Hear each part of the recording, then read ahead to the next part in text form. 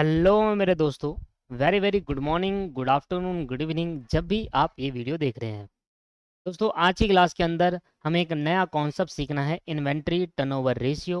और इस कॉन्सेप्ट को सीखने के बाद इस कॉन्सेप्ट से रिलेटेड जितने भी क्वेश्चन है बुक में वो कर लेंगे। और साथ में हमारे कुछ क्वेश्चन बच गए थे बुक के, वो भी कर लेंगे। तो पहले एक कॉन्सेप्ट सीखते हैं स्टार्ट, और फिर आगे क्वेश्चन पढ़ते हैं। अगर मैं बात करूं इन्वेंट्री टर्नओवर रेशियो की, तो बचपन में 12वीं क्लास में या बीकॉम लेवल पे आपने रेशियो एनालिसिस पढ़ा होगा अकाउंट्स के अंदर। वहां पर आपने एक्टिविटी रेशियो पढ़ी होगी जो कि टर्नओवर रेशियो होती है बेसिकली, और वहां एक्टिविटी रेशियो में आपने इन्वेंट्री टर्नओवर रेशियो पढ़ी होगी। पता है, एक बात मैं आपको बता देता हूँ। जब भी हम कभी रेशियो एनालिसिस पढ़ते हैं ना, तो सभी स्टूडेंट का ध्यान सिर्फ फॉर्मूले को याद करने में होता है, और रेशियो क्या कहती है उस पर ध्यान नहीं होता। दोस्तों, सबसे इंपॉर्टेंट चीज होती है कि वो पर्टिकुलर रेशियो क्या कहती है, क्योंकि आगे फ्यूचर में वो काम आएगा, फॉर्मूला नहीं काम आएगा। क्योंकि फ्यूचर में फॉर्मूला नहीं काम आएगा, हम हकीकत बता रहा हूँ। सॉफ्टवेयर ऐसे ऐसे आ गए हैं, कंपनी के पास ऐसे ऐसे सॉफ्टवेयर है जो इन्वेंट्री टर्नओवर रेशियो ऑटोमेटिकली निकाल देगी। फॉर्मूला आपको लर्न करने की या अप्लाई करने की कहीं भी जरूरत नहीं पड़ेगी। अगर कुछ लोग जॉब करते हैं, उनको पता है कैसे कैसे सॉफ्टवेयर है कंपनी के, जो इन्वेंट्री टर्नओवर रेशियो, जो रेशियो बोलोगे वो अपने आप ऑटोमेटिकली निकलता चले जाएगा, आपको फॉर्मूला लगाने की जरूरत नहीं है। इसलिए कॉन्सेप्ट जो होता है वो फॉर्मूला याद करना नहीं, कॉन्सेप्ट जो होता है वो इन्वेंट्री टर्नओवर रेशियो जो निकल कर आया उसका क्या मतलब है, इन्वेंट्री टर्नओवर रेशियो का क्या मतलब है, वो समझना बहुत जरूरी होता है। ठीक है, तो आज की क्लास में मैंने कहा मेरा पर्पस होता है आपको लॉजिक को क्लियर करवाना, मतलब को डिटेल में समझाना। और जो फॉर्मूला होता है दोस्त, वो फॉर्मूला देखो फ्यूचर में काम क्या आएगा आप खुद ही समझो। कोई आपसे पूछेगा भाई इन्वेंट्री टर्नओवर रेशियो क्या होता है, तो आप फॉर्मूला सुनाओगे क्या उसको? अब उसका मीनिंग बताओगे ना, आप फॉर्मूला थोड़ा ना सुनाओगे। तो ठीक है, तो ध्यान दीजिएगा, मीनिंग पे ज्यादा फोकस करिएगा, फॉर्मूले पे नहीं। फॉर्मूला तो इन एंड फ्यूचर में काम नहीं आएगा। भाई पेपर में फॉर्मूला याद करा, सीओजीएस अपॉन में एवरेज इन्वेंट्री फॉर्मूला होता है इसका, बट इतना मजा नहीं आता। मजा आता है जब आप मीनिंग सीखते हो कि क्या होता है इन्वेंट्री टर्नओवर रेशियो, क्या बताता है हमें इन्वेंट्री टर्नओवर रेशियो। होपफुल आपको क्लियर होगा और ध्यान दोगे मीनिंग के अंदर। ठीक, ये बात मैंने पहले इसलिए बता दी क्योंकि बहुत सारे स्टूडेंट फॉर्मूले ध्यान देते हैं और क्वेश्चन पे ध्यान करने में ज्यादा लगाते हैं, मीनिंग पे नहीं लगाते। तो कृपया करके मीनिंग पे ध्यान लगाइए। आइए हेडिंग डालेंगे,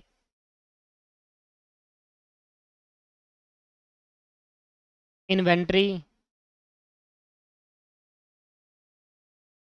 टर्नओवर रेशियो। हेडिंग डालेंगे इन्वेंट्री टर्नओवर। ठीक है, हेडिंग डालेंगे इन्वेंट्री टर्नओवर रेशियो। अब इन्वेंट्री टर्नओवर रेशियो क्या है, मैं इंग्लिश में और हिंदी में दोनों में लिख देता हूँ। होपफुल आपको चीजें दोनों समझ में आएगी और बहुत डिटेल में कराऊंगा। लिखेंगे inventory turnover ratio, inventory turnover ratio is a financial, कौन क्या बोलते हैं, फाइनेंशियल रेशियो बोलते हैं, एक्टिविटी रेशियो बोल लो क्योंकि फाइनेंशियल रेशियो एक वाइडर टर्म हो गई, इसके अंदर सारी रेशियो कवर हो जाती है। शोइंग क्या बताता है हमें, showing how many time,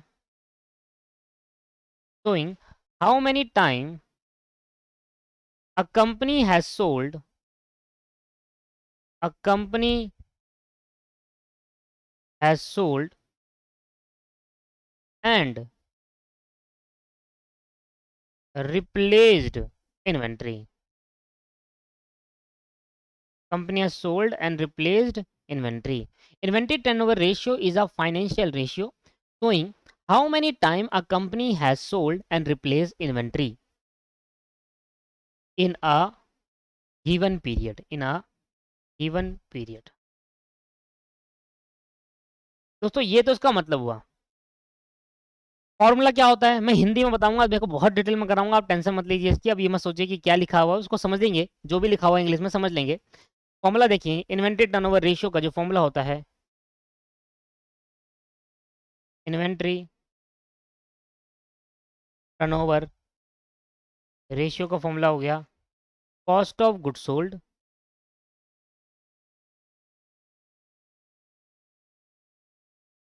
upon में एवरेज इन्वेंट्री।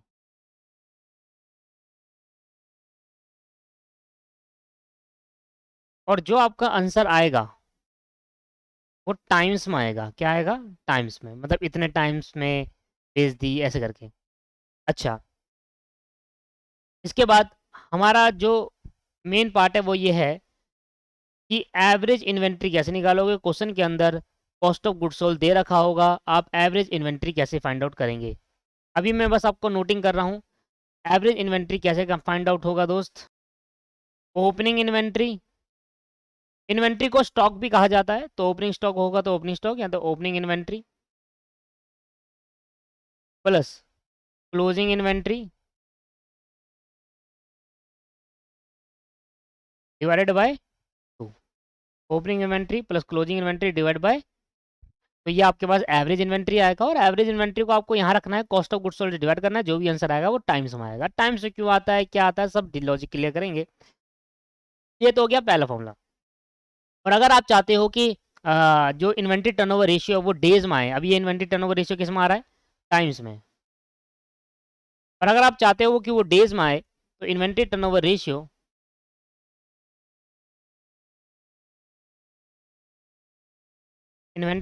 रेशियो डेज में लाना चाहते हो,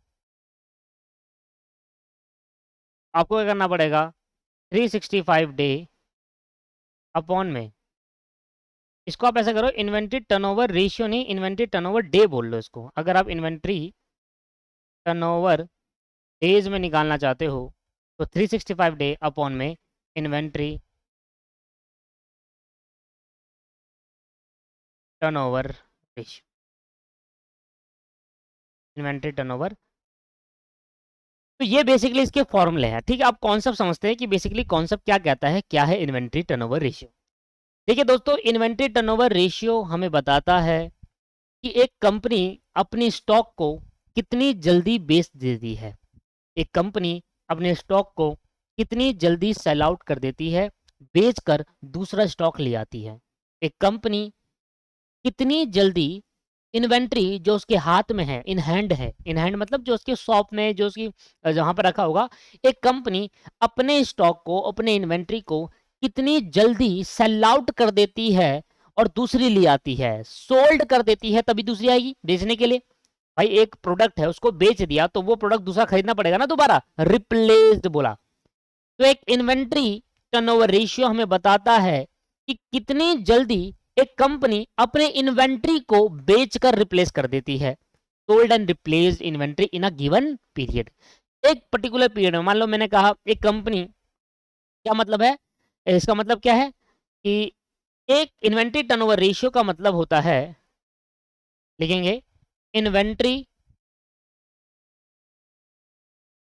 टर्नओवर रेशियो का मतलब होता है कि एक कंपनी अपनी इन्वेंट्री को, एक कंपनी अपनी इन्वेंट्री को या फिर आप स्टॉक कह लो, एक कंपनी अपने स्टॉक को कितनी जल्दी सेल कर देती है, कितनी जल्दी सेल कर देती है, उसको उस पर्पस के लिए मतलब होता है इन्वेंट्री टर्नओवर रेशियो। अगर आपका इन्वेंट्री टर्नओवर रेशियो ज्यादा आ रहा है तो कंपनी बहुत जल्दी अपने इन्वेंट्री को, अपने स्टॉक को बेच देती है। अगर आपका इन्वेंट्री टर्नओवर रेशियो कम आ रहा है, इसका मतलब एक कंपनी अपनी इन्वेंट्री को बेचने में बहुत ज्यादा टाइम लगा रही है। तो इसका मतलब है कि अगर आपका इन्वेंट्री टर्नओवर रेशियो ज्यादा आ रहा है, क्या मतलब है, कॉन्सेप्ट है पहला पॉइंट। दूसरा पॉइंट, अगर इसका कोई बेस नहीं है कि इससे ज्यादा आएगा इससे कम आएगा, वो अपने आप कंपैरिजन करते टाइम हमें देखना होगा, कंपैरिजन करते टाइम ज्यादा कम का कोई एक बेस सेट नहीं है कि भाई अगर इससे, मान लो अगर 10 से ज्यादा आया तो अच्छी बात है, 10 से कम आया तो बुरी बात है, ऐसा कोई बेस सेट नहीं है। बट ये बोला गया कि इन्वेंट्री टर्नओवर रेशियो, पहले बताओ इन्वेंट्री टर्नओवर रेशियो क्या होता है। इन्वेंट्री टर्नओवर रेशियो ये होता है कि जब भी कोई कंपनी अपना प्रोडक्ट कितनी जल्दी बेचेगी, इन्वेंट्री टर्नओवर रेशियो में ये बताएगा कि एक कंपनी अपना स्टॉक को कितनी जल्दी सेल कर देती है, इसको कहा जाता है inventory turnover ratio.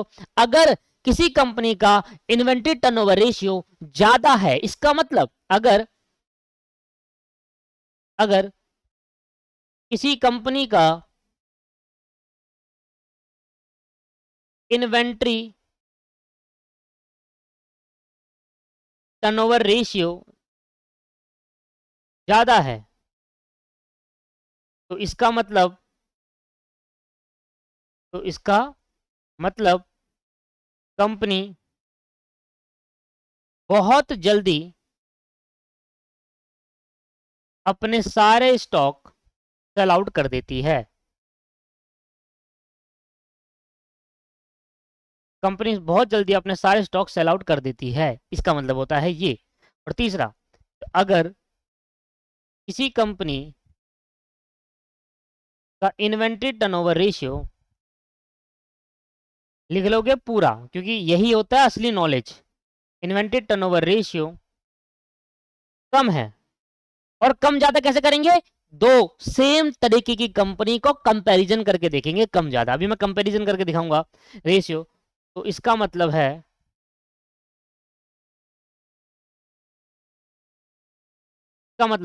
Company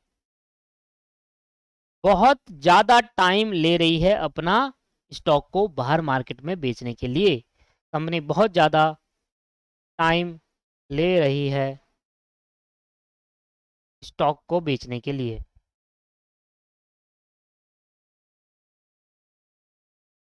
stock को सेल करने के लिए, तो कंपनी बहुत ज्यादा टाइम ले रही है स्टॉक को सेल करने के लिए। ठीक है, ये बात समझ में आया? ठीक है जी। तो तीन बातें समझ में आई कि इन्वेंट्री टर्नओवर रेशियो हमें ये बताता है कि कंपनी कितनी जल्दी अपने सारे स्टॉक बेच देती है for a particular given period. Particular given period क्या है मैं आपको बताऊंगा। फॉर एग्जाम्पल, एक कॉन्सेप्ट आप तभी पूरी तरीके से समझ पाओगे जब वो कॉन्सेप्ट खत्म होगा। अभी कॉन्सेप्ट कोई खत्म नहीं हुआ।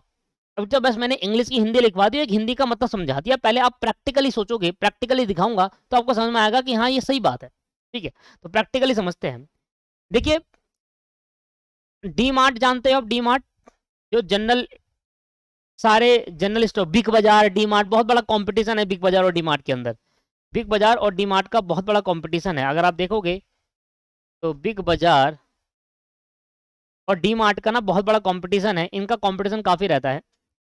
अब मान लेते हैं कि डी मार्ट का ओपनिंग स्टॉक दे रखा है, डी मार्ट का ओपनिंग स्टॉक दे रखा है, क्लोजिंग स्टॉक दे रखा है, और एवरेज ओपनिंग स्टॉक दे रखा है, क्लोजिंग स्टॉक दे रखा है, और सीओजीएस दे रखा है, कॉस्ट ऑफ गुड्स। बताओ सीओजीएस का क्या मतलब होता है?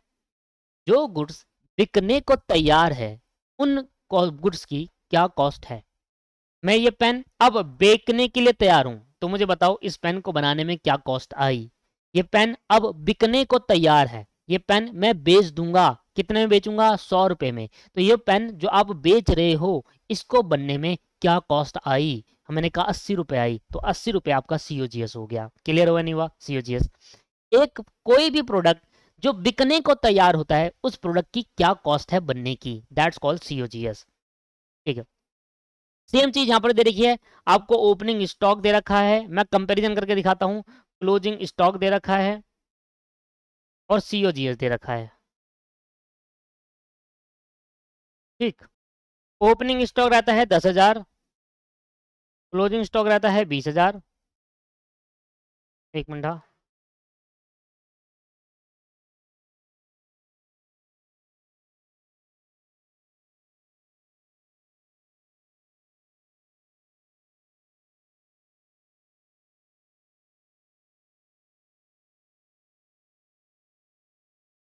एक मिनट, मुझे बस क्वेश्चन बनाने दो।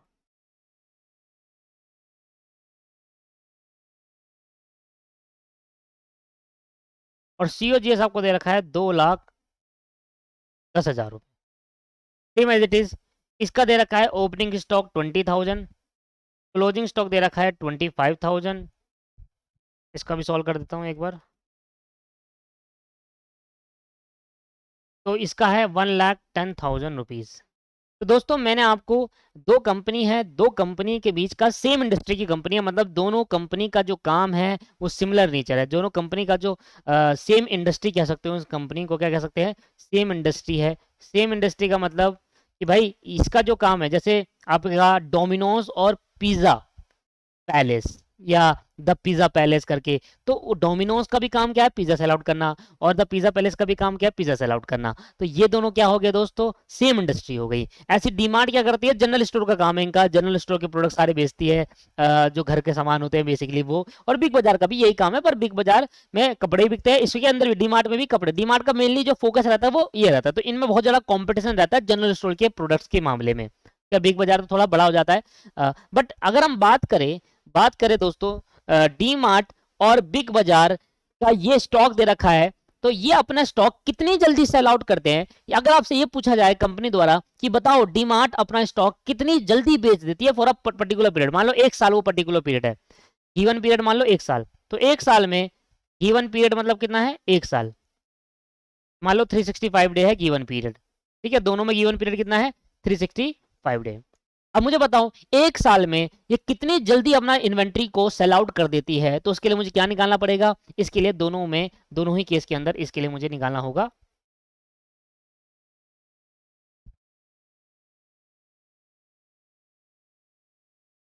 ठीक है। अब सबसे पहले निकाल लूंगा मैं inventory turnover ratio. Inventory turnover ratio कैसा आएगा बताओ, सीओजीएस अपॉन में एवरेज इन्वेंट्री, सीओजीएस अपॉन में एवरेज इन्वेंट्री, यही आएगा। अब मुझे बताओ सीओजीएस मुझे क्वेश्चन में गिवन है, हाँ जी क्वेश्चन में गिवन है, सीओजीएस दे रखा है 2,10,000 रुपए, सीओजीएस दे रखा है 2,10,000 रुपए, एवरेज इन्वेंट्री यही निकाल सकते हो, वैसे टोटल कर लो 10,000 प्लस 20,000 डिवाइडेड बाई 2, तो 10,000 प्लस 20,000 हो जाएगा 30,000 डिवाइड बाई 2 करूंगा कितना आ जाएगा 15,000। इसमें क्या समझाऊं मैं, 15,000। तो मुझे बताओ ये कितना आया, तो मैंने कहा 2,10,000 डिवाइड बाय 15,000 रुपए, ये आ गया 14, तो मैंने कहा ये आ गया 14 टाइम, 14 टाइम मतलब अब ये ज्यादा है ये कम है, ये कैसे बताऊं।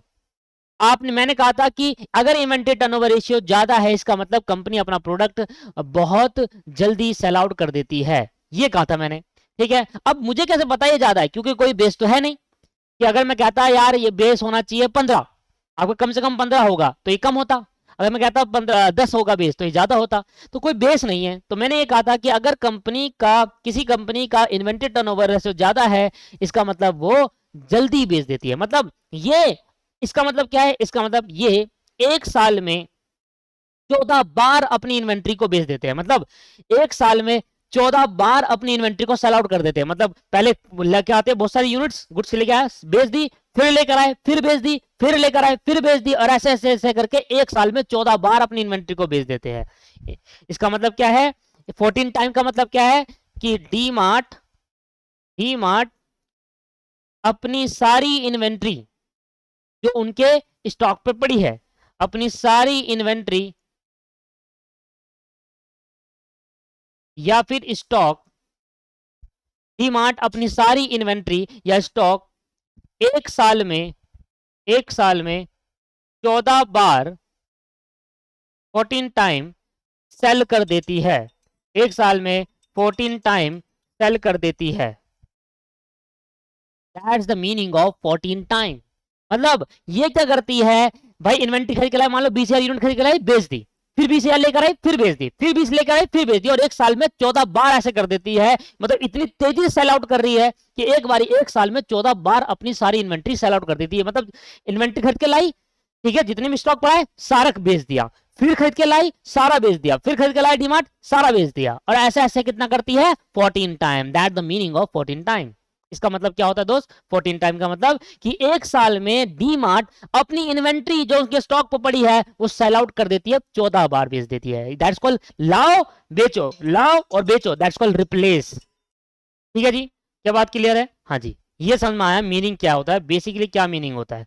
अब मेरे को ये समझ नहीं आ रहा क्या ये सही चीज है बेकार है, क्या इन्वेंट्री टर्नओवर रेशियो अच्छा है इसका, ये बेकार है, ये कैसे पता लगाऊं। इसलिए जब आपको ये पता लगाना होता है कि हमारा इन्वेंट्री टर्नओवर रेशियो अच्छा है या बेकार है, तो हमें कंपैरिजन करना होता है, क्योंकि बेस तो नहीं है। जब बेस हमें गिवन होता है तब तो हम कंपेयर कर लेंगे कि भाई कम से कम 10 तो होना ही चाहिए, अगर 10 है तो बहुत अच्छा है, 10 से ज्यादा है तो और अच्छा है, 10 से कम है तो बेकार है, 10 होना चाहिए, उसका 14 है तो बेस दे रखा था। यहाँ पर बेस ही नहीं होता, इन्वेंट्री टर्नओवर रेशियो में कोई बेस ही नहीं होता, तो भाई फिर कैसे पता लगाऊं कि मेरी कंपनी का इन्वेंट्री टर्नओवर रेशियो अच्छा है या बेकार है। 1 साल में 14 बार अपनी इन्वेंट्री सेल आउट कर देता हूं, तो मेरा कंपनी का रेशियो अच्छा है बेकार है। तो इसलिए मुझे कंपैरिजन करना होता है किसी सेम इंडस्ट्री से, और सेम इंडस्ट्री है बिग बाजार। आओ कंपैरिजन करके देखते हैं। इसका भी गिवन पीरियड सेम है, इसका भी गिवन पीरियड सेम है 365 डे, इसका भी गिवन पीरियड सेम है 365 डे। अब बताइए इसका इन्वेंट्री टर्नओवर रेशियो निकालते हैं। इन्वेंट्री टर्नओवर रेशियो ये आ गया COGS अपॉन में एवरेज इन्वेंट्री, COGS अपॉन में एवरेज इन्वेंट्री, COGS अपॉन में एवरेज इन्वेंट्री। तो मुझे बताओ इसका COGS कितना है 1,10,000 रुपए और इसका एवरेज इन्वेंट्री कितना है, तो मुझे निकालना पड़ेगा। तो करो 20,000 plus 25,000 divide by 2, 20,000 plus 25,000 divide by 2, that's called 22,500। तो एवरेज इन्वेंट्री आपके पास आ गया 22,500। तो मैंने कहा भैया देखो 1,10,000 डिवाइडेड बाई 22,500 ये आपके पास आ गया 4.88। तो आ गया 4.88 टाइम्स। इसका मतलब अब बताइए क्या डीमार्ट ज्यादा बेटर है या फिर बिग बाजार? क्या डीमार्ट ज्यादा बेटर है या फिर बिग बाजार? अब कंपेयर कर पा रहे हो, अब बता पा रहे हो कि किसका इन्वेंट्री टर्नओवर ज्यादा अच्छा है। तो इसलिए कंपैरिजन करने के लिए या तो बेस होना चाहिए या फिर कोई सेम इंडस्ट्री होना चाहिए। अब मैं कह सकता हूं कि हाँ डीमार्ट जो है उसका इन्वेंट्री टर्नओवर रेशियो ज्यादा है एज कंपेयर टू बिग बाजार, क्योंकि बिग बाजार क्या कर रही है, बिग बाजार इसका 14 टाइम का मतलब क्या बताओ जरा, 4.88 टाइम का मतलब क्या है कि एक साल में बिग बाजार अपनी सारी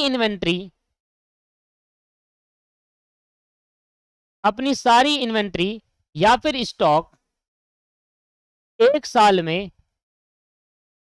अप्रोक्स 5 टाइम बेच देती है, अप्रोक्स 5 टाइम सेल करती है। और वो कितने टाइम बेच दे रही है 14 बार भैया। मतलब भाई जो जितनी बार अपनी इन्वेंट्री बेचेगा उतना प्रॉफिट होगा नहीं होगा।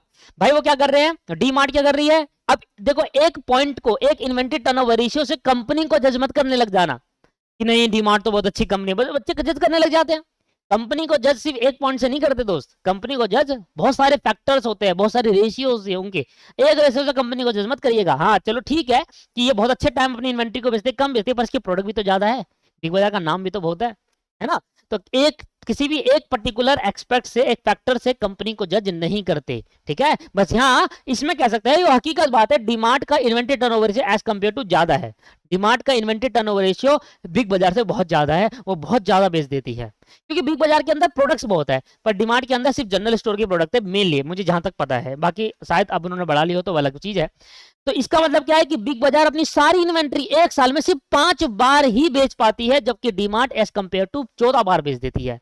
बिग बाजार क्या करेगी, इन्वेंट्री लेकर आएगी 20,000 यूनिट 25,000 जो भी लेकर आएगी बेचेगी, बेचने में टाइम लगाती है। अब मैं जानना चाहता हूं, पहले तो समझा टाइम का मतलब क्या है कि डीमार्ट एक साल में 14 बार अपनी इन्वेंट्री को खरीद कर बेच देती है, रिप्लेस बोलते हैं इसको, लाना बेचना। और दूसरा जो इन्वेंट्री जो बिग बाजार है वो एक साल में 5 बार बेचती है। तो मैं चाहता हूं, मैं निकालना चाहता हूं, आप मुझे बताइए कि कंपनी जो डीमार्ट है वो अपनी सारी इन्वेंट्री को बेचने में, एक बार की सारी इन्वेंट्री को बेचने में कितने दिन लगाती है। क्या बोल रहा हूं क्वेश्चन में, क्या बोल रहा हूं क्वेश्चन में आपसे पूछ रहा हूं। अब आप ये बताइए, ऐसे ही लिखना। अब आप ये बताइए, देखो इतने डिटेल में आपको कोई नहीं पढ़ाएगा, आप चेक कर लीजिए जाकर, आप कहीं पर भी देख लीजिए। फिर मैं आपको कह रहा हूं मेरा पर्पस आपको सिर्फ रटवाना नहीं है दोस्त, मेरा पर्पस आपको कॉन्सेप्ट क्लियरिटी देना है, आपको समझाना है कि फ्यूचर में आप फॉर्मूले नहीं रटना। फॉर्मूले को क्या कर लेंगे रटकर, फॉर्मूले लड़ने लगाते हो, क्वेश्चन करने लग जाते हो। अब देखो कॉन्सेप्ट खत्म होगा ना तो क्वेश्चन जब करेंगे तो फिर हाँ फिर भूल जाओगे सब कुछ कि क्या था इन्वेंटरी टर्नओवर रेशियो। कॉन्सेप्ट को समझिए, लॉजिक को समझिए क्या है, जब आप अपने जूनियर को बताओगे तो वो भी कहेंगे क्या नॉलेज है भैया के पास या दीदी के पास। तो अब आप ये बताइए, कि अब आप ये बताइए कि डीमार्ट या फिर बिग बाजार, डीमार्ट या फिर बिग बाजार अपने इन्वेंट्री को कितने दिन में सेल कर देते हैं। अपनी अपने अपनी अपने अपने तो अपने होते हैं, अपने सारे इन्वेंट्री, अपनी सारी इन्वेंट्री कितने दिन में, कितनी बार बेचते हैं एक साल में 14 बार बेच देते हैं, पर एक बार जब इन्वेंट्री खरीद के लाते हो तो कितने दिन में सेल आउट होती है ये बताइए। अब आप ये बताइए कि डीमार्ट और बिग बाजार अपनी सारी इन्वेंट्री को सेल करने में एक बार की सारी इन्वेंट्री को, ऐसे लिखना चाहिए था ना। हाँ। अब आप ये बताइए कि डीमार्ट और बिग बाजार अपनी एक बारी की सारी इन्वेंट्री, एक बारी की सारी इन्वेंट्री को, सारी इन्वेंट्री को एक बारी के, बहुत बार ऐसे नहीं कि आप एक बार इन्वेंट्री लेकर आए फिर दूसरी बार लाई थी, सारी की नहीं पूछ रहा। मैं पूछ रहा हूं अगर एक बार इन्वेंट्री लेकर आते हो, एक बार अगर स्टॉक आता है कंपनी के पास, तो उसको बेचने में कितना समय लगता है। एक बारी की सारी इन्वेंट्री को सेल करने में कितना दिन लगेगा। समझ में आया। तो इसको निकालने के लिए मुझे क्या निकालना पड़ेगा दोनों का, इसको निकालने के लिए इन्वेंट्री टर्नओवर डेज निकालना पड़ेगा। अब इसका मतलब भी समझाऊंगा आपको मैं। देखो, इन्वेंट्री टर्नओवर डेज, ठीक है। इसका फॉर्मूला क्या था, इन्वेंट्री टर्नओवर रेशियो अपॉन में, ओहो सॉरी सॉरी सॉरी, ऊपर से आते हैं डेज, डेज अपॉन में इन्वेंट्री टर्नओवर रेशियो। इमेजिटी इसका भी निकालेंगे, इन्वेंट्री टर्नओवर डे ऐसे निकालेंगे, 365 डेज अपॉन में inventory turnover ratio, days upon में इन्वेंट्री टर्नओवर रेशियो। अब जरा समझना, मुझे बताओ एक साल में कितने दिन है। एक साल में 365, बता दिया था मैंने ऊपर। कभी कभी होता है 365 366, वो बता देता है क्वेश्चन में, नहीं बताएगा तो 365 मांग लेना। इन्वेंट्री टर्नओवर रेशियो क्या है इसका, 14, ठीक है ना। इन्वेंट्री टर्नओवर रेशियो कितना है, 14। इसका बताओ, इसका एक 365 है, इसका इन्वेंट्री टर्नओवर रेशियो कितना है, 5 टाइम, ठीक है ना। अब मुझे बताओ इसको डिवाइड करने पे क्या आया, 365 डिवाइड बाई 14, ये आया 26, अप्रोक्सी आ रहा है 26 डे, 26 दिन, इसका आ रहा है 26। और इसका देखो क्या था, 365 डिवाइड बाई 5, ये इसका 73। अब मतलब पता है आपको क्या है इसका, मतलब यह है कि डीमार्ट अपनी सारी इन्वेंट्री को बेचने में, एक बार की सारी इन्वेंट्री को बेचने में सिर्फ 26 दिन लगाता है। मतलब अगर वो एक बार स्टॉक खरीद के लाएगा डीमार्ट, अगर डीमार्ट स्टॉक खरीद के लाया तो वो ये स्टॉक सारा बेच देगा 26 दिन के अंदर अंदर।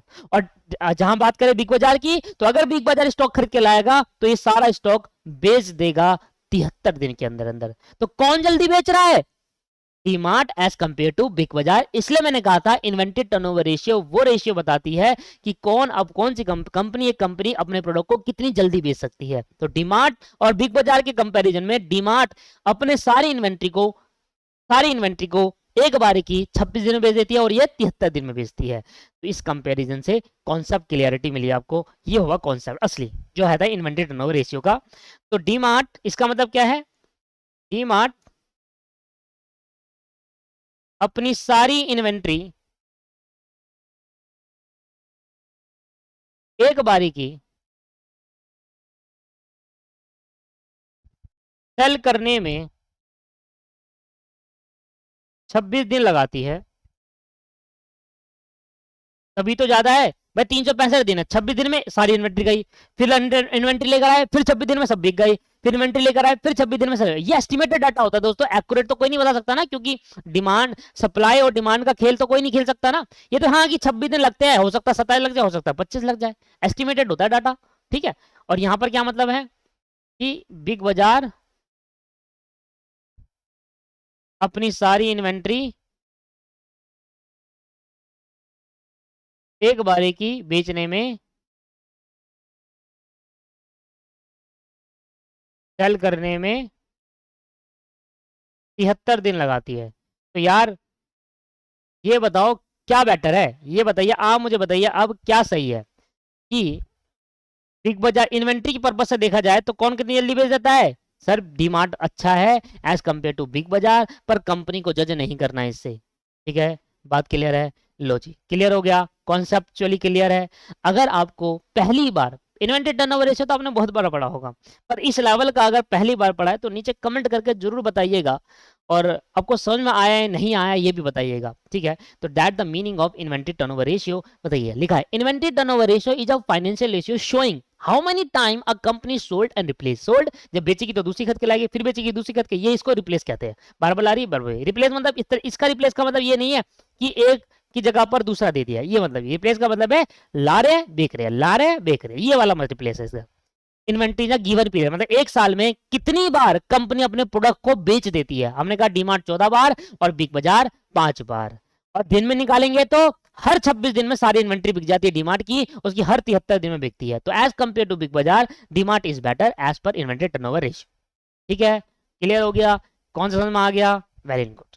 लो जी, तो कॉन्सेप्ट क्लियरिटी मैंने आपको बता दिया। हर एक चीज मैं इसलिए लिखवा देता हूं क्योंकि फ्यूचर में ये चीज अगर आप ऐसी ही उतार रहे हो तो पक्का आपको फ्यूचर में पक्का इसका बेनिफिट मिलेगा, कहीं ना कहीं इसको बेनिफिट आपको मिलेगा ही। मेरा मेरा तरीका यही है पढ़ाने का कि मैं आपको हिंदी इंग्लिश दोनों बता दूं जिससे मजा आएगा। मैं थोड़ा टाइम लूंगा, थोड़ा कोर्स कंप्लीशन में टाइम लग सकता है, पर आपको चीजें बहुत अच्छे से क्लियर करवा दूंगा, ये मेरी गारंटी है। आइए, खत्म हो गया कॉन्सेप्ट। होपफुल आपको कॉन्सेप्ट बहुत अच्छे से समझ में आया होगा। आइए क्वेश्चन करते हैं एक दो। आइए, तो क्वेश्चन स्टार्ट करते हैं इन्वेंटरी टर्नओवर रेशियो के ऊपर। तो सबसे पहले हमारा जो क्वेश्चन होगा, ज्यादा क्वेश्चन नहीं है, एक दो तीन मैक्सिमम, 3 से 3 होगा, उससे ज्यादा नहीं होगा। देखो पहला चौथा क्वेश्चन दिख गया मुझे, ये दिख गया फोर्थ क्वेश्चन। अब यहाँ पर लिखा है मटेरियल कंज्यूम्ड। अब मटेरियल कंज्यूम्ड जो हमने किया है उसकी कॉस्ट आई 78,000। अब कॉस्ट ऑफ गुड्स सोल्ड नहीं दे रखा दोस्तों। जब कॉस्ट ऑफ गुड्स सोल्ड नहीं दिया होता, मटेरियल कंज्यूम दिया था, तो उसकी जगह पर मटेरियल कंज्यूम लिख देते थे, कोई प्रॉब्लम ऐसी नहीं आती। ठीक है, क्यों सर ऐसा क्यों, मटेरियल कंज्यूम को कॉस्ट ऑफ गुड्स सोल्ड क्यों लिखेंगे? आपने डायरेक्ट मटेरियल दे रखा है आपको, देखो आपको डायरेक्ट मटेरियल दे रखा है 78,000। सुनना देना ध्यान से, डायरेक्ट लेबर क्वेश्चन में है नहीं, तो यही प्राइम कॉस्ट आ जाएगा। फैक्ट्री ओवरहेड क्वेश्चन में नहीं है, तो यही आपके फैक्ट्री कॉस्ट आ जाएगा। कॉस्ट ऑफ प्रोडक्शन क्वेश्चन में नहीं है, यही आपका कॉस्ट ऑफ प्रोडक्शन आ जाएगा। और आपके पास और कुछ नहीं, देखो यही कॉस्ट ऑफ गुड सोल्ड हो गया। और जब कुछ है ही नहीं तो जो डायरेक्ट मटेरियल वही तो कॉस्ट ऑफ गुड सोल्ड हुआ, कॉस्ट शीट में डालकर देख लो आप, समझ में आ गया? तो इसलिए जब कुछ डाटा गिवन नहीं होता तो material consumed he direct cost of good sold माना जाता है। आइए सर, तो क्वेश्चन करते हैं। क्वेश्चन नंबर 4 हमारा देख रखा है। सबसे पहले हम निकालते हैं एवरेज इन्वेंट्री। हमें दे रखा ओपनिंग स्टॉक 10,000, क्लोजिंग स्टॉक 16,000। तो 10,000 प्लस 16,000 डिवाइडेड बाय 2 कितना आ जाएगा? 26,000 डिवाइड बाय 2, दैट्स कॉल 13,000। 13,000 आ गया हमारे पे average inventory. Inventory turnover ratio बता देंगे। Inventory turnover ratio 78,000 material consumed upon में एवरेज इन्वेंट्री कितना आया? 78,000 डिवाइड बाय 78,000 डिवाइड बाय 13,000, 6 आया। तो ये कंपनी क्या करती है, एक साल में, एक साल है जो भी गिवन पीरियड होगा अभी बताया नहीं है, उस पर्टिकुलर गिवन पीरियड में 6 बार अपनी प्रोडक्ट को बेच देती है। मतलब लाती है बेचती है, लाती है बेचती है, ऐसा 6 बार कर देती है पूरे साल में, या पूरे टाइम में जो भी गिवन पीरियड ऑफ टाइम होगा। हो गया खत्म क्वेश्चन नंबर 4। देखो क्वेश्चन पे ध्यान देने स्टूडेंट को, मेरे को क्वेश्चन पे मत ध्यान दीजिएगा, मतलब इन द सेंस कि कॉन्सेप्ट क्लियरिटी को ज्यादा फोकस करिएगा। आगे की बात भी कर रहा हूँ, सिर्फ यही कॉन्सेप्ट की बात नहीं कर रहा, आगे की भी बात कर रहे हैं। आइए सर अगला क्वेश्चन करते हैं। ज्यादा क्वेश्चन नहीं है, बहुत कम क्वेश्चन है, बहुत ज्यादा कम, इसी के रिलेटेड, क्योंकि आता ही नहीं इतना, है ही इतना कॉन्सेप्ट लाइक ही नहीं है वो। जियो जियो सब में एवरेज इन्वेंट्री कोई भी कर लेगा इसको तो।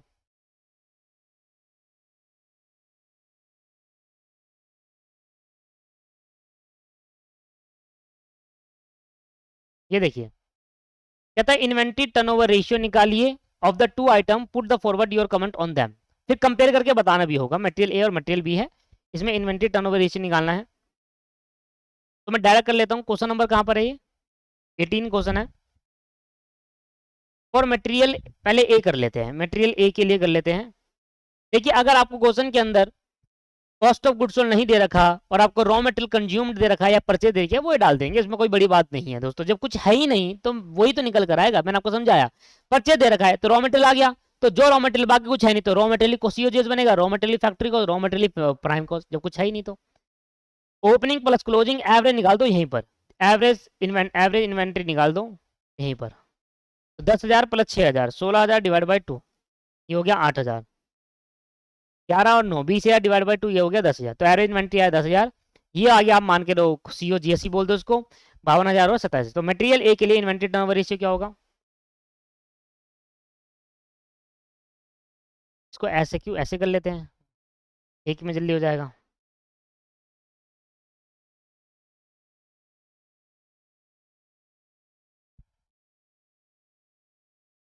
ये हो गया मटेरियल ए के लिए,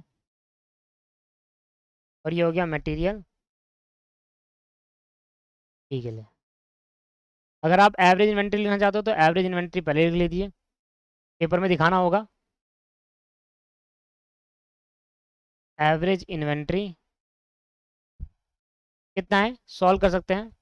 opening stock plus closing stock divide by 2, formula भी लिख दिया। इसका ओपनिंग क्लोजिंग कितना है डिवाइड बाय 2 करने पे 8000, और इसका 10000। डायरेक्ट लिख दो, कोई बड़ी बात नहीं है। ये 8000 हो गया और ये 10000 हो गया। इसके बाद होगा इन्वेंट्री टर्नओवर। और एक बार मैं आपको बताऊं, जब भी आप इन्वेंट्री टर्नओवर सीधा सीओजीएस में लिखना, जो क्वेश्चन में दे रखा है, जैसे परचेज दे रखी है तो परचेज ऑफ रॉ मटेरियल लिख दो, अपॉन में एवरेज इन्वेंट्री लिखो, ठीक है ना। जैसे ऊपर डायरेक्ट मटेरियल कंज्यूम दे रखा था तो उस फॉर्मूले में लिखेंगे डायरेक्ट मटेरियल कंज्यूम, जो दे रखा होगा उस बेसिस पर निकालेंगे। बताइए सर क्या होगा। परचेज रॉ मटेरियल कितना है, 52,000 डिवाइड बाई 8000 और 87,000 divide by 10,000।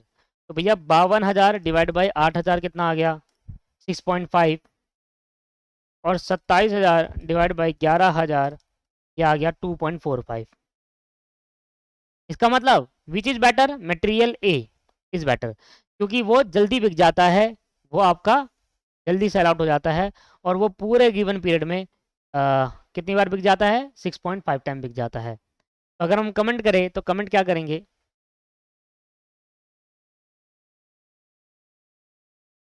Material A has higher inventory turnover ratio as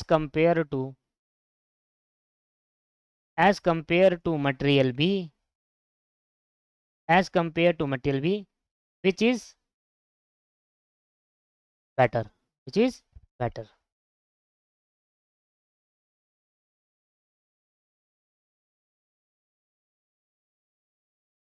ठीक है, कमेंट बहुत है, इतना ही ठीक है।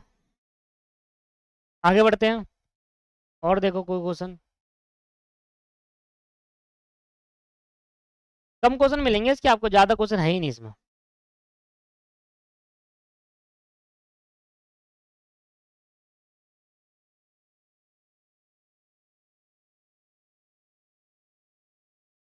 ये रहा दोस्तों, यही निकाल दूं। ओपनिंग स्टॉक दे रखा है, क्लोजिंग स्टॉक दे रखा है, परचेज ऑफ मटेरियल दे रखा है। ये ओपनिंग है, ये क्लोजिंग है, ये परचेज ऑफ मटेरियल है। During a production period compute inventory turnover ratio निकाल दो। भाई 10,000 प्लस 16,000 डिवाइड बाई 2, तो एवरेज आ गया इन दोनों का 13,000, और ये क्या हो गया 84,000 डिवाइड बाई 13,000, तो 84,000 डिवाइड बाई 13,000, तो इन्वेंटरी टर्नओवर ऐसे गया 6.46। टाइम लिख देना, टाइम पूरे साल में इतने टाइम सेल आउट कर दिया, पूरी इन्वेंट खत्म होगा। 2 नंबर का इतना ही का याद है दोस्त ये, क्यों मैं पूछ लेगा आपसे।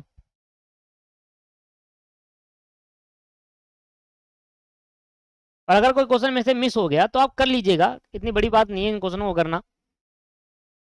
ऐसे मैं दिख तो रहा हूँ, कोई मिस ना हो।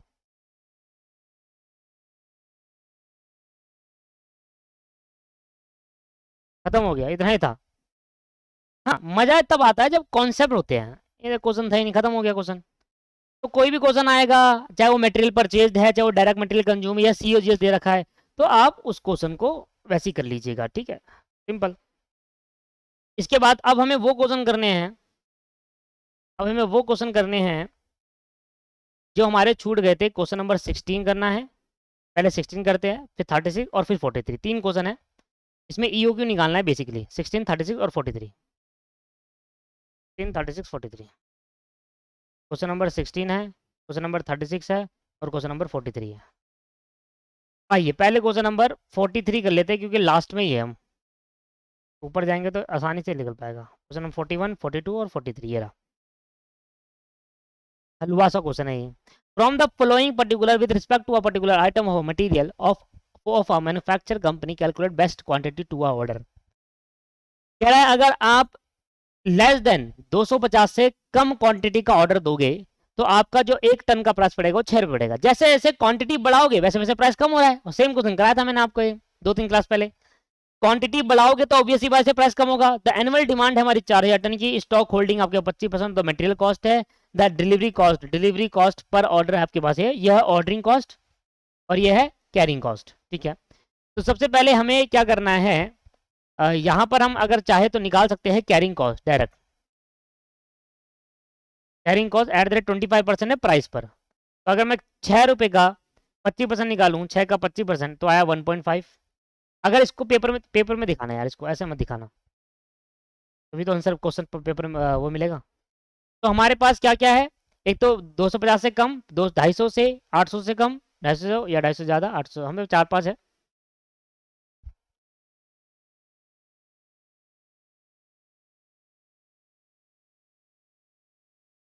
ये 250 से कम कितने हैं हमारे पास, 1 2 3 4 5, 5 है। 1 2 3 4 5, तो हमारे पास बेसिकली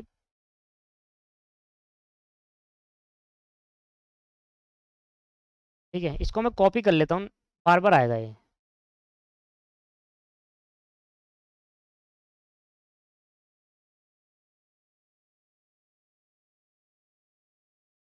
ठीक है, चलिए ये आ गया लेस देन 250, 250 से 799, ये 800 से कितना है, देखो 2000 से लेस है, ठीक है ना, 1999, और ये 2000 से 3999, और ये 4000 एंड अबव। अब आपको प्राइस पर टन दे रखा है, प्राइस पर टन कितना दे रखा है, 6, 590, 580, 570, 6 रुपये एक टन, 5.90 रुपये एक टन, 5.80 एक टन, 5.70 रुपये एक टन, और 5.60 रुपये एक टन। अब कैरिंग कॉस्ट निकाल लो पहले अलग अलग प्राइस के हिसाब से। कैरिंग कॉस्ट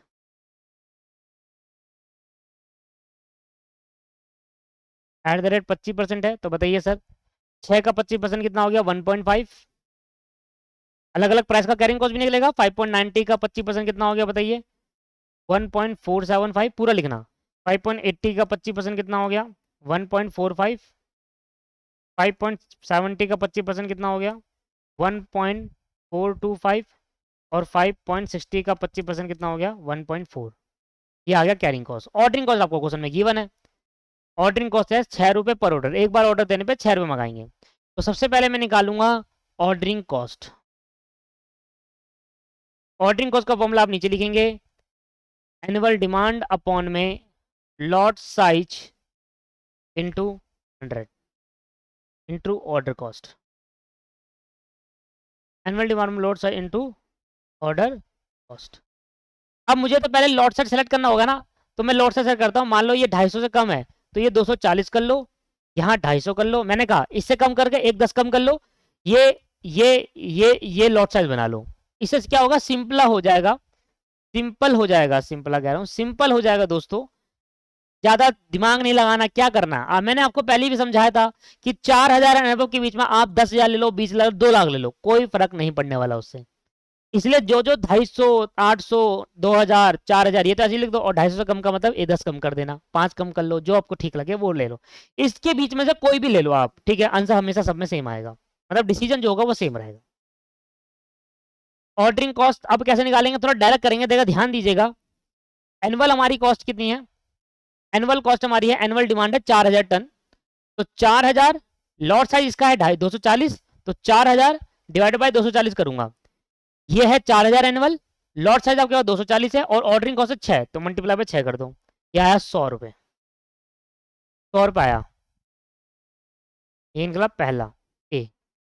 ठीक है, दोबारा 4000, अब लॉट साइज है 250 इसके लिए, तो 4000 डिवाइड बाय 250, क्या है 16, मल्टीप्लाई बाय 6, क्या है 96।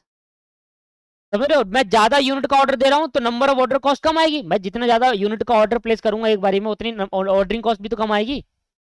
अब एक बारी में मैं 800 यूनिट का ऑर्डर दूंगा, तो मुझे number of order come place करना होगा। तो 4000 टोटल हमें मंगाना है, एक बारी में 800 मंगा रहे हो, तो 4000 डिवाइडेड बाई 800 मल्टीप्लाई बाय 6, या 30, तो 30 रुपये की कॉस्ट आएगी इधर। एक बारी में 2000 का 4000 डिवाइड बाय 2000 मल्टीप्लाई बाय 6, यह आ जाए 12 रुपये, और यह आएगा 6 रुपये, क्योंकि 4000 है आपकी एनुअल डिमांड, और एक बारी में आप 4000 पूरा मंगा दे रहे हो, तो एक आ जाएगा, एक ही बार ऑर्डर प्लेस करने को 6 रुपए की ऑर्डरिंग कॉस्ट आएगी। ये आपका आएगा कैरिंग कॉस्ट।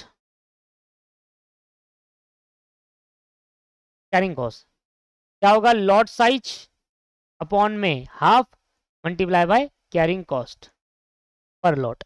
ठीक है, तो मुझे बताइए लॉट साइज आपका है 240, इसका कर दूंगा हाफ, तो 240 का कर देंगे हाफ, यह है 120, और एक बारी में कितने का है 1.5। समझ में आ रहा है, कैरिंग कॉस्ट कितनी है 1.5 पर यूनिट, 120 यूनिट आपका होगी, 1.5 मल्टीप्लाई कर देंगे तो ये आएगा 180। दोबारा देखो, 250 को पहले करूंगा 2 से डिवाइड, 250 को 2 से डिवाइड कर देंगे तो ये आ जाएगा लॉस साइज अपन में 2 क्या है 125, और कैरिंग कॉस्ट आपको दे रही है इसका 1.4575, मल्टीप्लाई कर देंगे 1.475, ये आ गया 184.375। ऐसे 800 डिवाइडेड बाय 2 कर देंगे तो ये 400 मल्टीप्लाई बाय 1.45, कैरिंग कॉस्ट 1.45 है, ये आ गया 580। 2000 डिवाइड बाय 2 कर देंगे तो 1000 हो जाएगा, 1000 मल्टीप्लाई 1.425, 1.425 आ जाएगा 1425। जितना आप ज्यादा क्वांटिटी का ऑर्डर दोगे उसको कैरी करने की कॉस्ट भी तो ज्यादा आएगी। 4000 को 2 से डिवाइड करूंगा तो 2000 मल्टीप्लाई बाय 1.4, ये आ गया 2800 रुपये। अब परचेज कॉस्ट,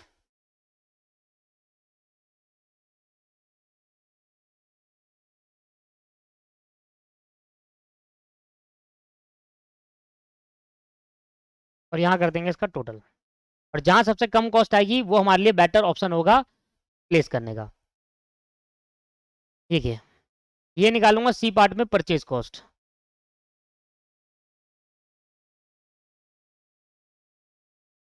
मुझे बताइए परचेज कॉस्ट जो है, आप कितनी यूनिट का ऑर्डर दे रहे हो 240, तो unit multiply by cost per unit, कितनी यूनिट का ऑर्डर दे रहे हो और एक यूनिट की कॉस्ट क्या है।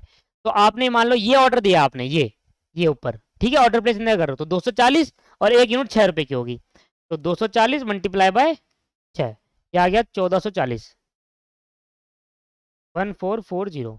अच्छा 250, अब ज्यादा का ऑर्डर दूंगा तो कम हो जाएगा प्राइस, 250 मल्टीप्लाई बाय 5.90, ये आ जाएगा 1425, 1475।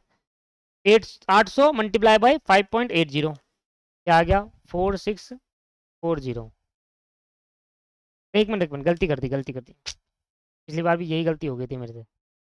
अरे यार सॉरी मेरी तरफ से गलती हो गई। भाई यूनिट कितनी है, कितना आपको ऑर्डर देना है 4000 यूनिट का ना टोटल, एक बारी में, ये तो ऑर्डर है कि एक बारी में कितने का ऑर्डर दिया, वैसे टोटल आपको कितना मंगाना है 4000, एनुअल डिमांड कितनी है 4000, तो आप 4000 टन मंगाओगे ना, और अगर आप इसके बेसिस पर ऑर्डर दोगे तो ये कॉस्ट आएगी, इस बेसिस पर ऑर्डर दोगे तो ये कॉस्ट आएगी, इस बेसिस पर ऑर्डर दोगे तो आएगी पूरे 4000 रुपये। ठीक है, तो जो परचेज कॉस्ट होती है वो यूनिट पर होती है जो यूनिट मंगानी होती है, टोटल डिमांड, मतलब टोटल डिमांड कितनी है 4000, तो 4000 मंगाऊंगा।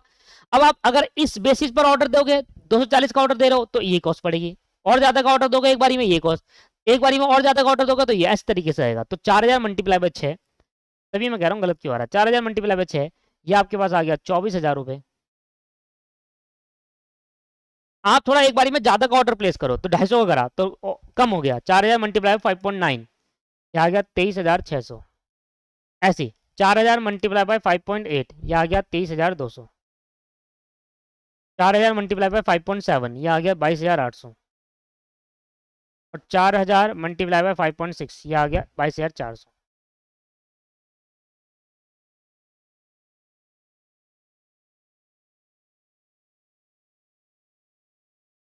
टोटल कर लेंगे,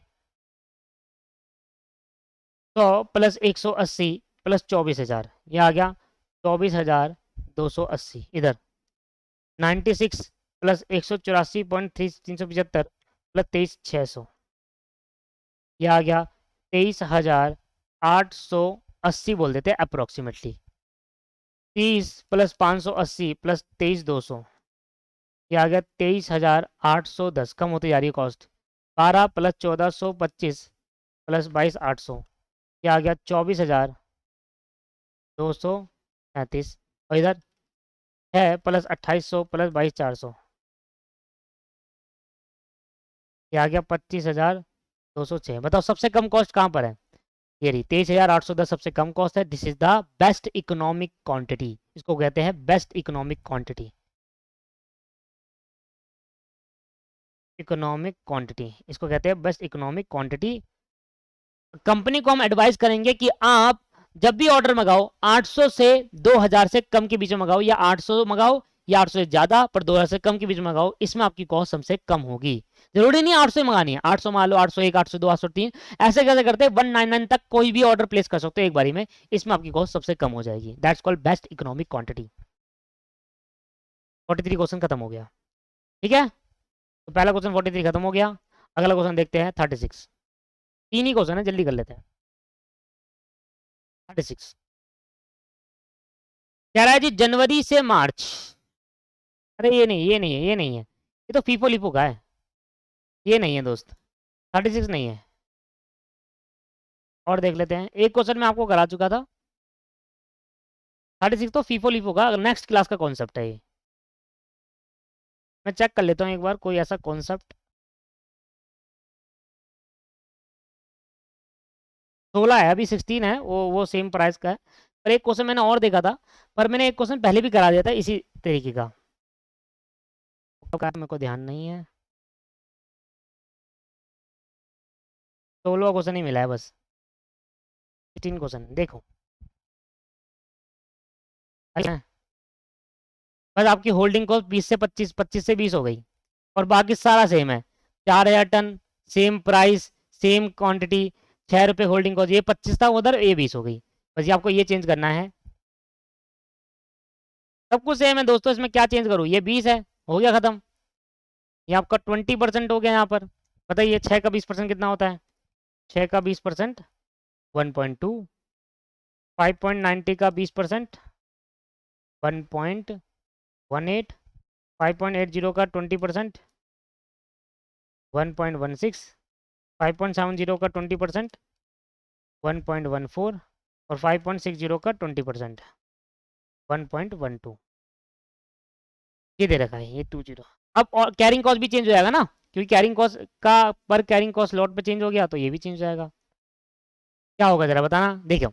लॉट साइज है 240 divide by 2 multiply by this, इसको 200 डिवाइड करूंगा, फिर से मल्टीप्लाई कर देंगे, तो 240 डिवाइड बाय 2 मल्टीप्लाई बाय 1.20, ये आ गया 144।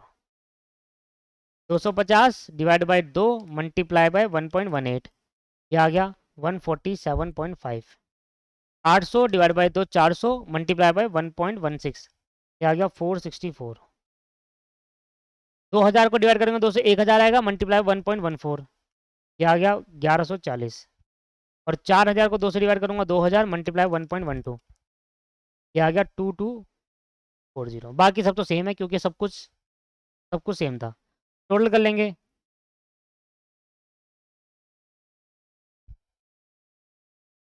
100, 144 और 24,000। भाई परचेज प्राइस भी सेम है इस क्वेश्चन के अंदर, तो कोई भी चेंजमेंट नहीं आएगा, सिर्फ कैरिंग कॉस्ट को छोड़कर। 96 पहले 147, 148 कह लो उसको, और 23,600, ये आ गया 23,844। 30 464 और 23,200, ये आ गया 23,694। 12 प्लस 1140 और 22,800, ये आ गया 23,952। और इधर 6 प्लस 2240 प्लस 22,400, ये आ गया 24,646। तो मुझे बताओ सबसे कम कहाँ पर है? ये 24 है, ये 23,844 है, ये 23,600, यही सबसे कम है अभी भी। ये देखो 694, 952 चली गई, आगे बढ़ गई। This is the best economic quantity. अब मैंने आपको क्या क्या खत्म करा दिया, मैं आपको बता देता हूँ। मटेरियल कॉस्ट की पहली क्लास के अंदर मैंने आपको बताया था कि पहले material cost EOQ without discounting policy है, खत्म करा, ये हमारा क्लियर हो गया। ईओक्यू विद डिस्काउंटिंग पॉलिसी खत्म हो गया। आज मैंने जो बाकी क्वेश्चन थे वो भी ईओक्यू करा दिए। लेवल ऑफ स्टॉक हमारा खत्म हो गया, ठीक है। इन्वेंटरी टर्नओवर रेशियो हमारा खत्म हो गया। अब हमारे पास क्या बचा? Method of pricing of material issue और calculating total cost of material, इसको बोलते हैं calculating total cost of material. बस दो कॉन्सेप्ट बताए, मटेरियल चैप्टर खत्म हो जाएगा। मैं सोच रहा हूँ पहले टोटल कॉस्ट ऑफ मटेरियल पढ़ा दूं, क्योंकि ये भी एक क्लास का कॉन्सेप्ट है, फिर उसमें टाइम लगेगा, उसमें 2-3 क्लास लगेगी। इस वाले में 2 से 3 से 4 क्लास लग सकती है मटेरियल प्राइस, और सब सिंपल है, पर इसमें ना करने में बहुत ज़्यादा टाइम कंज्यूमिंग हो जाता है। तो calculating total cost of material, ये हम अपनी नेक्स्ट क्लास में करेंगे कि मटेरियल की टोटल कॉस्ट कैसे निकालेंगे, टोटल कॉस्ट ऑफ मटेरियल कैसे फाइंड आउट करा जाएगा, हमारी नेक्स्ट क्लास का कॉन्सेप्ट रहेगा। जैसे ये खत्म हो जाएगा फिर देखो थ्योरी, लाइन है थ्योरी की तो फिर ये करेंगे। मैं इतनी थ्योरी करा दूंगा आपको कि आप सारे एमसीक्यू कर लोगे, ज्यादा भी नहीं पढ़ेंगे क्योंकि आपको पता है कॉस्टिंग के अंदर बेसिकली 80% तो सारा प्रैक्टिकल है, 20% अप्रोक्सीमेटली थ्योरी है। तो हम इतनी थ्योरी भी पढ़ेंगे जितना हम याद भी कर पाए, हम उसको समझ भी पाए, और हम उसको क्या कहते हैं अगर फ्यूचर में अगर एमसीक्यू आता है तो हम उसको भी कर पाए। ठीक है, तो ना तो ज्यादा बहुत ज्यादा ही पढ़ लेंगे, ना बहुत कम पढ़ेंगे, इतना पढ़ेंगे कि हमारा एमसीक्यू सारे सॉल्व हो जाए, हम याद अगर हमारे पास शॉर्ट नोट आता तो हम उसको लिख सके, वो सब पढ़ लेंगे, है ना। तो ठीक है, तो नेक्स्ट क्लास में मिलते हैं। होपफुल आपकी क्लास में आप इन्वेंटरी टर्नओवर रेशियो आपको बहुत अच्छा समझ में आया होगा, कमेंट जरूर करिएगा। ठीक है, method of pricing material issue ये बाद में करेंगे, लास्ट टॉपिक रहेगा, बहुत बड़ा है थोड़ा, तो इसको कर लेते हैं calculating total cost of material. धन्यवाद, आज की क्लास में इतना ही, bye bye, thank you very much.